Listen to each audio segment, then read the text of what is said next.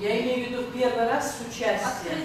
Всегда открыто организации ЛГБТ-сообщества. Мы сказали о том, что это часть феминистского движения. Открыто входит. Юридически они зарегистрированы на территории нашей страны. Такая же у них юридическая регистрация и свидетельство, как у нас, например, у кризисного центра ШАФ. Это часть гражданского общества организации. Поэтому как не 8 марта, который является политической датой, заявить о своих правах.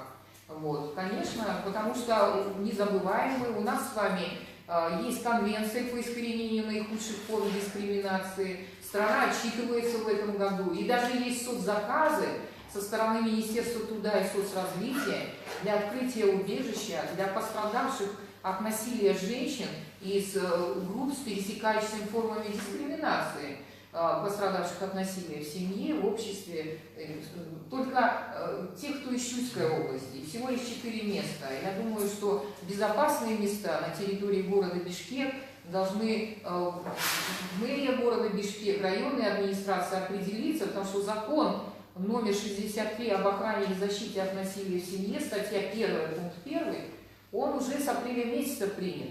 А до сих пор у нас с вами небезопасные места не определены. Правительство до сих пор не подписало межведомственные подзаконные акты о межведомственном взаимодействии, коррекционные программы для виновников насилия. До сих пор правительство не подписало. И там то, что происходит смена правительства, еще какие-то вещи почему-то не влияет на принятие данных актов. И у нас, извините, часто наше законодательство, реализация его, оно такое вот с ограниченными возможностями. Милиция занимается пресечением насилия, а вся остальная часть, да, она отсутствует. Поэтому, конечно, чем больше мы будем солидарны в наших повестках, тем мощнее наш голос будет, тем многообразнее будет решение наших проблем. Цветами, извините, политические права не обойдутся. Завяли, торты выкинули, а 24 женщины получили послевкусие с этого праздника и находятся в лечебных учреждениях города Бишкек. 138 охранных ордеров за 3 месяца было выдано в одном только ГОМе города Бишкек. И там есть пункт 5 этого охранного ордера. Коррекционная программа для виновников насилия. А он не работает, потому что подзаконный акт не принят. И нам надо задуматься, может быть, нам стоит, да, те, кто считает, что права не нужны, выкинуть их, прийти и выкинуть там, где мусор находится, там, где валяются у нас там всякие остатки чего-то, да, город грязный, выкиньте туда права. Не мы с вами его завоевали, эти права, завоевали их 100 лет назад женщины на территории Европы. И если какая-то есть особая повестка у Кыргызстана, давайте откажемся от международных договоров, которые мы приняли. Давайте не будем тогда отчитываться в ООН, получать деньги на изменение программ поведения и на решение проблем гендерного насилия. И поэтому, понятное дело, это всех, каждого из нас касается, когда мы приходим в общественное пространство или даже в собственном личном пространстве. Спасибо. Пожалуйста, прошу вас, представьтесь. Радио Затык. И вот такой вопрос. Я сегодня разговаривал с участниками марша, которые присоединились тоже, политики, да, я имею в виду. Имена, если я говорю, не буду, их там, в принципе, было немного. И вот со вчерашнего дня они говорят, что им тоже поступают всякие угрозы, да. И поговорив с ними, ну, буквально со всеми из них, я не совру, они все тоже говорят о том, что не была разграничена повестка, да, то есть опять-таки делают отсылку на то, что к вам присоединились представители ЛГБТ. Это первое, о чем они говорят.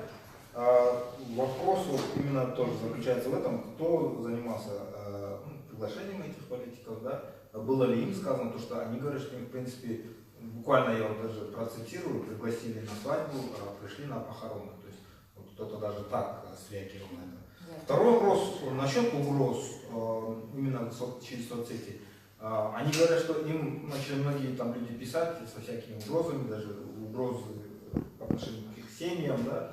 И я думаю, вам тоже, как организатор, наверное, очень много угроз поступает.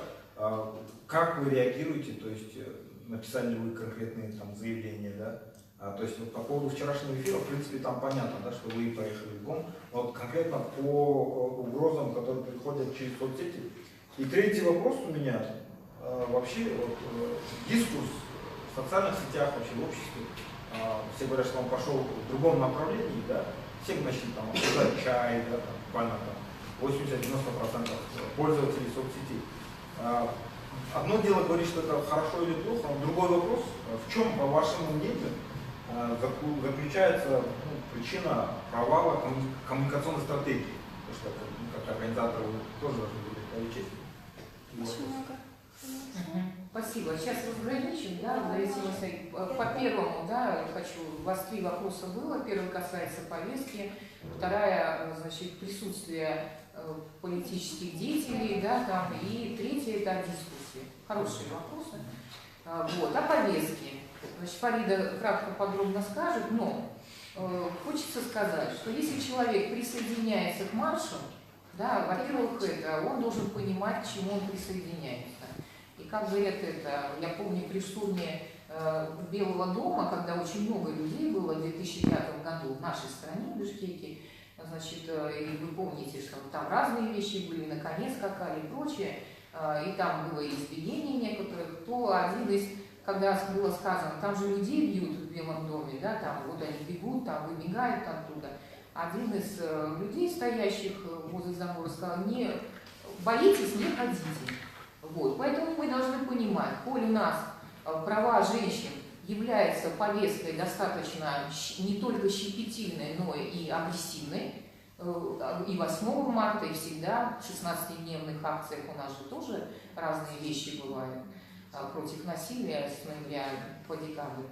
Вот. То человек должен понимать, насколько он готов идти на данный марш. И если он понимает, что в его, значит, адрес будут какие-то вещи, тем более он политический деятель, да, и это подготовка его соответствующая, должен соответствующим образом реагировать. Что касается свадьб и похорон, очень хорошее замечание, потому что на самом деле, да, начали с того, что мы шли и говорили, а затем оказалось, что мы в какой-то части похоронили нашу ясность, да, там наша-то ясность была, у других она куда-то ушла, да, и к вопросу о том, что мы связаны все, еще раз повторяю, неразрывно феминистская ЛГБТ-повестка связаны между собой. И наше равноправие, оно тоже связано, разных групп женщин. Я думаю, что 1 мая к нам присоединятся уличные работницы, которые торгуют, да? Профсоюзы присоединятся, потому что нам есть что сказать и о труде. У нас 485 запрещенных профессий для женщин в Кыргызстане. Вот. Поэтому про это сказала, да, про социальные сети. Тот человек, который заводит свой аккаунт в социальных сетях, он должен понимать, что ему разные комментарии дадут. Тем более, если он публично заявляет, понятное дело, он должен быть соответствующим образом готов. Касающийся дискурса, ну, мы же объявили, у нас 365 дней в году мы будем, весь 2019 год мы будем работать, и вопросы о нашей медиа-стратегии мы озвучим позже, не сегодня. Зачем все сразу, чтобы обожраться информацией? Да, и у моих подруг есть свои тоже комментарии, дополнения. Да, я хотела добавить то, что марш проходит уже 4-й год, и 4-й год представительницы ЛГБТ-сообществ также участвуют в марше, но при этом это не вызывало такой бурной реакции. Мы должны понимать, да, что у нас часто перед выборами активизируется очень много таких движений, которые хотят чтить и сохранять традиции. И тоже те же самые политики, которые набирают таким образом определенные очки. И более того, повестка, она была озвучена. Мы за равные права, мы против дискриминации. Все люди, которые это чувствуют, могут выходить. Никакой проблемы с коммуникацией у нас не было. Те же самые представители Крыкчуров были на марше. Они видели всех, кто участвовали на марше. Они видели наши лозунги, транспаранты, все флаги, с которыми мы шли. И что делали представители Крыкчуров? Это как вот наш один из лозунгов. Сегодня цветочки, а завтра отбилые почки. И прям можно это проследить. Они стояли и дарили цветы участницам марша, показывая свою солидарность с женщинами. Когда в социальных сетях началась муссироваться тема о том, что это был гей-парад, посмотрите, куда вы смотрите, представители Крыкчуров выходят о том, что мэра нужно теперь убрать, этих организаторов нужно посадить всех. Тогда у меня вопрос, а почему, будучи на марше, они дарили нам цветы, показывая эту солидарность и так далее? Да, то есть, как воспринимает общество, это тоже, мы понимаем, что общество может быть очень патриархальным, иногда консервативным. Любые лозунги могут быть восприняты неоднозначно. Даже когда убили Гурулай, человека похитили, когда она была в милиции, в том месте, которое должна ее защищать, было огромное количество комментариев о том, что это бедный парень, он же влюбился, ах, она такая злая и все прочее. Мы понимаем, что даже в таких кейсах есть люди, которые вытягивают и притягивают за уши какие-то непонятные вещи. И то же самое, мое тело, мое дело. Что это значит для нас? Это значит, что своим телом я могу распоряжаться сама. Никто не имеет права меня трогать, не знаю, обнимать, еще что-либо делать с моим телом без моего ведома, без моего на то желания. И этот лозунг тоже вызвал очень много провокаций, потому что эти самые же мужчины считают, что они имеют право больше на мое тело, чем я сама. Как мы будем работать с этими угрозами? Их действительно очень много, они везде. Поэтому мы сегодня и говорим о том, что все 365 дней в году мы будем бороться как женское феминистическое движение. И мы также призываем присоединиться все государственные органы, которые должны, обязаны по Конституции, по всем нашим кодексам и законам предоставлять безопасность гражданам. Мы не можем писать столько заявлений, сколько поступает этих самых угроз. То же самое правительство должно мониторить и реагировать на эти кейсы.